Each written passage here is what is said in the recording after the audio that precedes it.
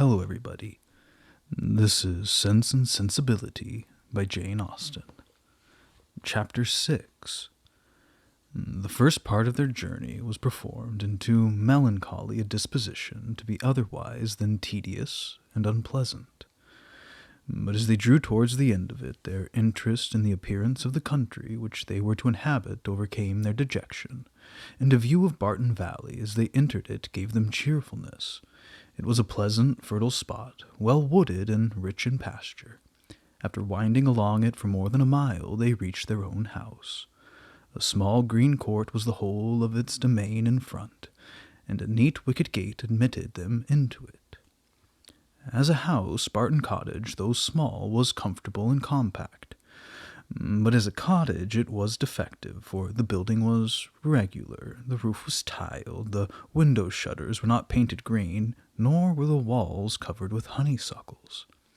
A narrow passage led directly through the house into the garden behind. On each side of the entrance was a sitting-room about 16 feet square, and beyond them were the offices and the stairs. 4 of the bedrooms and 2 garrets formed the rest of the house. It had not been built many years and was in good repair. In comparison of Norland, it was poor and small indeed, but the tears which recollection called forth as they entered the house were soon dried away. They were cheered by the joy of the servants on their arrival, and each for the sake of the others resolved to appear happy. It was early in September. The season was fine, and from first seeing the place under the advantage of good weather, they received an impression in its favor which was of material service in recommending it to their last approbation.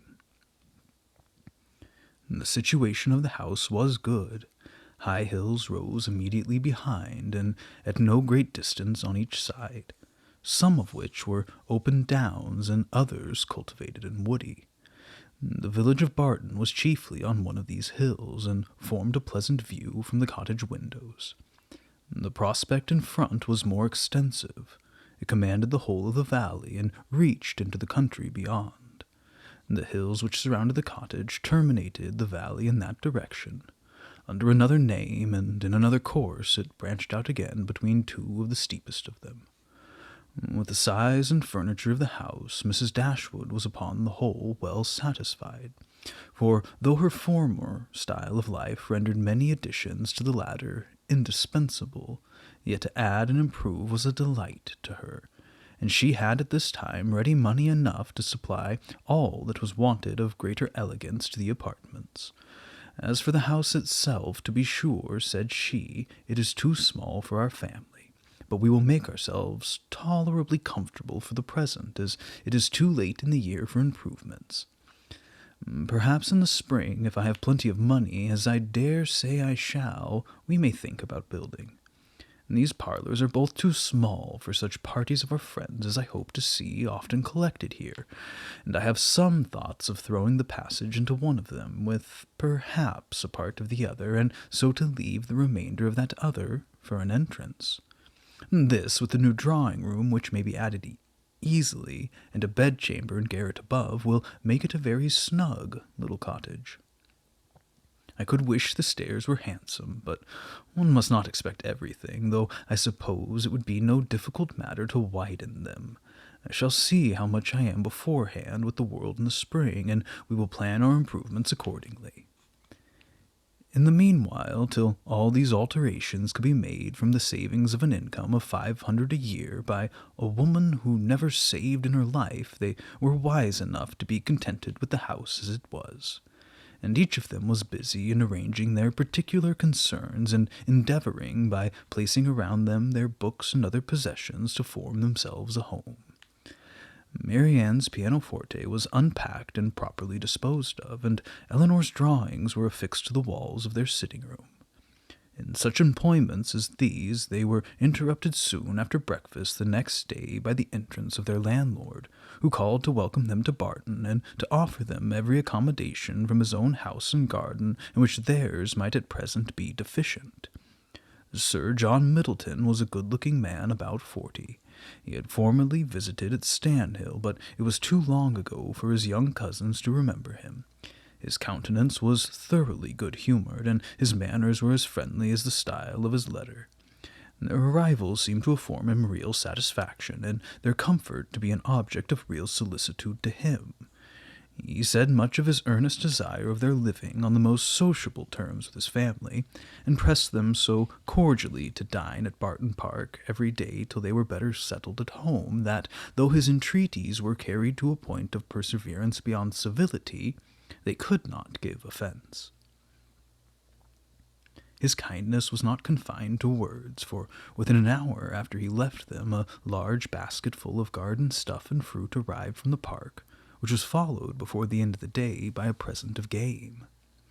He insisted, moreover, on conveying all their letters to and from the post for them, and would not be denied the satisfaction of sending them his newspaper every day. Lady Middleton had sent a very civil message by him, denoting her intention of waiting on Mrs. Dashwood as soon as she could be assured that her visit would be no inconvenience. And as his message was answered by an invitation equally polite, her ladyship was introduced to them the next day. They were, of course, very anxious to see a person on whom so much of their comfort at Barton must depend, and the elegance of her appearance was favourable to their wishes. Lady Middleton was not more than 6 or 7 and 20. Her face was handsome, her figure tall and striking, and her address graceful.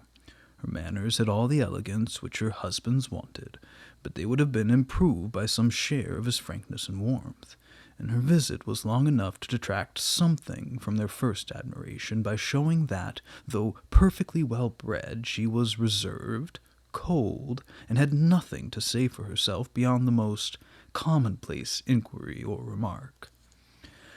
Conversation, however, was not wanted, for Sir John was very chatty, and Lady Middleton had taken the wise precaution of bringing with her their eldest child, a fine little boy about 6 years old, by which means there was one subject always to be recurred to by the ladies in case of extremity, for they had to inquire his name and age, admire his beauty, and ask him questions, which his mother answered for him, while he hung about her and held down his head, to the great surprise of her ladyship, who wondered at his being so shy before company, as he could make noise enough at home. On every formal visit a child ought to be of the party, by way of provision for discourse. In the present case it took up to 10 minutes to determine whether the boy were most like his father or mother, and in what particular way he resembled either. For, of course, everybody differed, and everybody was astonished at the opinion of the others. An opportunity was soon to be given to the Dashwoods of debating on the rest of the children, as Sir John would not leave the house without securing their promise of dining at the park the next day.